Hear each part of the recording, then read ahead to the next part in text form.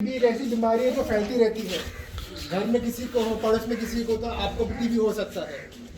आप लोगों को ध्यान रखना है कि टीबी आप लोगों को नहीं हो, आपके परिवार किसी सदस्य को नहीं हो। और अगर टीबी के कोई भी लक्षण आप में मिलते हैं, हम आपको बताएंगे क्या क्या लक्षण आप में मिल सकते हैं जिसकी वजह से आपको टीबी की बीमारी हो सकती है। आज क्योंकि टीबी दिवस है और हमारे भारत में कई सारे टीबी पेशेंट पाए जाते हैं, इसलिए कुछ हम जितने भी एम्स के डॉक्टर्स हैं टीबी के बारे में आपको जानकारी देंगे और आपको कोई भी सवाल हो आप हमसे पूछ सकते हैं। ठीक है। आज विश्व टीबी दिवस है, इसके लिए हम टीबी के बारे में कुछ बता दें। टीबी का लक्षण क्या क्या है? 2 हफ्ते के ज़्यादा खांसी है, रात में ज़्यादा पसीना आ रही है, शाम को बुखार आ रही है, फिर बलगम आ रही है, बलगम में खून आ रहे हैं, वजन कम हो रहा है, फिर सीनों में दर्द हो रहा है, वो सभी टीबी का लक्षण होना है। हमने इतना सारा टीबी के लिए लक्षणों बताओ है ना, इसमें जो भी हो आप तुरंत डॉक्टर के पास जाइए टीबी के लिए जांच करने के लिए। टीबी एक कीटाणु से होते हैं, वो कीटाणु शरीर में कोई भी पार्ट को प्रभावित कर सकते हैं। फेफड़ा में टीबी हो सकते हैं, आंत में टीबी हो सकते हैं, दिमाग में हो सकते हैं और फिर हड्डी में टीबी हो सकते हैं।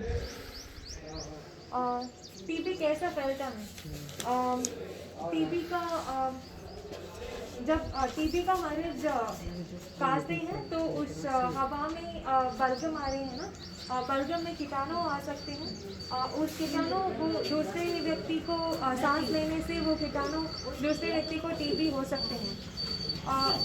इसके अलावा टीबी के आसपास रहने वाली टीबी के हाथ मिलाने से वो टीबी का मरीज बर्तनों में खाना पीने से टीबी फैलता है। फिर टीबी के जांच के लिए आप क्या दे सकते हैं? और टीबी का बलगम होते हैं ना, वो बलगम एक डिब्बा में डालकर आप जांच के लिए दे सकते हैं। हमारे पास टीबी के लिए सब जांच होते हैं। अगर टीबी कंफर्म होने के बाद आपको टीबी के लिए इलाज फ्री मिलता है। ठीक है। वो टीबी के लिए हम एक और प्रोग्राम है टीबी निश्चय पोषण योजना। सरकार हमको हर महीने से 500 रुपये देते हैं पोषण के लिए।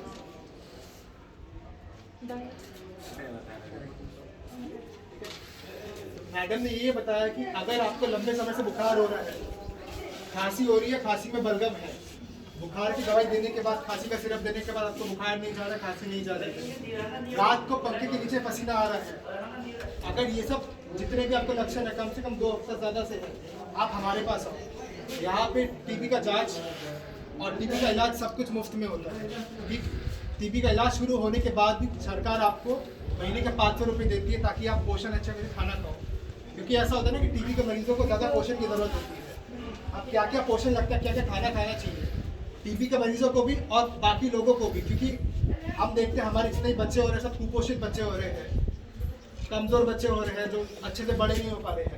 तो वैसे भी आपको गर्भवती महिलाओं को, छोटे बच्चों को कैसे कैसे खाना खाना चाहिए, कौन से खाना में ज़्यादा प्रोटीन है, वो आप हमारे डॉक्टर बताएंगे। ठीक है।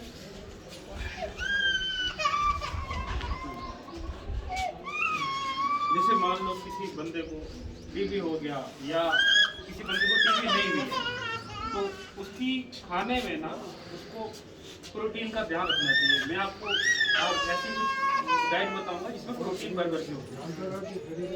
हाँ, तो सिर्फ जैसे बताया सर ने आपको कि छोटे बच्चों को भी जरूरत होती है प्रोटीन की, गर्भवती महिलाओं को, बूढ़ों को, सबको जरूरत होती है। तो मैं बता रहा हूँ, जैसे अभी आज टीबी की बात करें तो उसको बताएं कि खाने की क्यों जरूरत पड़ती है। जैसे टीबी की जो दवाई होती है वो 6 महीने भी चलती है और 2 साल तक भी चलती है। वो डिपेंड करता है कौन सी टीबी है किसी को। अब अगर उसने वो दवाई ले रहा है, दवाई के उसके जिस्म पे असर होते हैं, है ना, पहले से ही बंदा कमजोर होगा टीबी वाला बीमारी के कारण, और ऊपर से वो खाना पीना छोड़ देगा तो और उसकी हालत खराब होती जाएगी। इसलिए अगर वो खाने में ध्यान रखेगा तो जल्दी वो ठीक हो सकता है टीबी। अब खाने में उसको प्रोटीन वाली चीज़ें लेनी चाहिए। जैसे यहाँ से आप देख रहे हो, ये दाल दिख रही है आपको, दाल में प्रोटीन होता है काफ़ी ज़्यादा। ठीक है, ये सोया की दाल है आपके पास, ठीक है। फिर ये राजमा दाल है, ठीक है। ये राजमा दाल है, ठीक है। ये सोया, और ये आपकी मूंग की दाल है, ये पीली दाल, इन सब के अंदर प्रोटीन होता है, ठीक है। फिर आपको खाने में चना ले सकते हो, चना में भी अच्छा प्रोटीन होता है, ठीक है। और उसके बाद ये फल फ्रूट है जो ये कोई भी बीमारी हो उसको रोकेगी आपको, ठीक है। ये आपको लेना चाहिए। जैसे आपके लिए चार्ट बनाया हमने, ये देखो, जैसे ये एक बन रखी है ना फिगर, ये ट्राइंगल जैसा बन रखा है, नीचे इसका बड़ा बेस है, ऊपर आते आते ये कम होता जा रहा है, ठीक है ना, और ऊपर तक और कम है। इसमें ना कुछ खाने की चीज़ें हमने यहाँ पर बना रखी है, ये बताता है कि किस चीज़ को आप कितना ज़्यादा लेना चाहिए एक दिन में। जैसे सबसे नीचे का जो बड़ा बेस है उसमें क्या रखा है, ये देखो चावल रखा है उसके अंदर रोटी आ रही है आपकी, ओट्स वगैरह, और ये सब आ रहा है। ये बताता है कि एक दिन में एक बंदे को ये चीज़ें ज़्यादा लेनी चाहिए, ठीक। अब उसके बाद उसके ऊपर आती है अपनी हरी सब्जी, ये मटर, ये अपने फल फ्रूट, ये होते हैं उससे कम, यानी कि रोटी के बाद नंबर उसका आता है, तो उसकी इतनी ज़्यादा महत्वपूर्ण होता है वो अपने जिस्म के लिए। फिर उसके ऊपर आपकी मीठी चीज़ें थोड़ी, जैसे एक दो मीठी कुल्फी हो गई है, दूध है उसके अंदर, ये मछली है, और ये बाकी मीट है, ठीक है। ये उससे कम, और सबसे कम आपको ये तली हुई चीज़ें, ये ना पीने की, जैसे कोक, पेप्सी, ये फ्राइड चीज़ें, ये सब आपको बहुत कम लेनी चाहिए, जैसे सबसे ऊपर ये बता रहे हैं ये ना आप लोग कईयों के सवाल होते हैं ना कि कौन सी खाना ज़्यादा खाना चाहिए, कौन कम खाना चाहिए। आप पूछते ना मीठा खाना खा सकते नहीं खा सकते। गर्भवती महिलाओं के लिए, बच्चों के लिए भी, हमें बच्चे मांगते भी हैं कि उनको अगर आइसक्रीम खाना है कि कोल्ड ड्रिंक पीना है, खाना है लेकिन कम खाना है। इन सब की मात्रा ज़्यादा होती है बच्चों में भी, फल वगैरह में भी ये मात्रा ज़्यादा करेंगे। अगर ये ज़्यादा खा रहे हैं तो ये सब खा सकते हैं लेकिन कम कम खा सकते हैं। अगर इसको ज़्यादा कर दोगे तो ये जो पूरा जो त्रिकोण है ना उल्टा हो जाएगा। ये उल्टा नहीं करना है, सीधा ही रखना है, ठीक है। अब उसके बाद ये थी प्रोटीन की वो चीज़ें जो मतलब अपने वेज लोग खाते होते हैं। अब जो बंदा मांस मछली खाता हो तो उसके लिए वो चिकन ले रहा है, मतलब ये मीट ले रहा है, इसमें भी प्रोटीन होता है काफ़ी।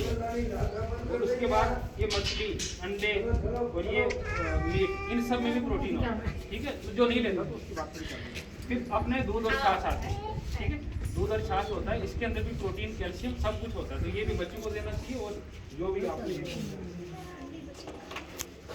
अब उसके बाद ये सब आपने ले लिया। अब लेने के बाद आपको ये नशा, ये ना ये बिल्कुल नहीं करना चाहिए, खासकर टीबी मरीज या कोई भी बड़ा मरीज है ना, उसको ये नशे के कारण कई सारी बीमारियों का शिकार हो सकता है। उसमें कैंसर आ गया, शुगर, बीपी सब आती है, ठीक है ना।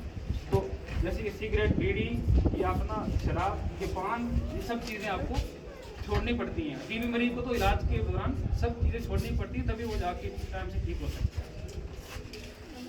और ये हाँ, ये मिर्ची मसाले वाली चीज़ें, चाय, ये पेप्सी वगैरह, ये सब आम बंदों को कम करनी चाहिए, क्योंकि इनसे गैस बनती है, पेट खराब होता है, ठीक है। और बाकी चाय भी कम करनी चाहिए।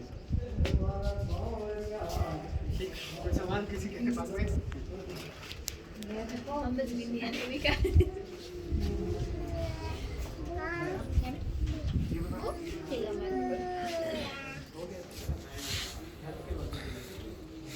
ठीक है, शुक्रिया।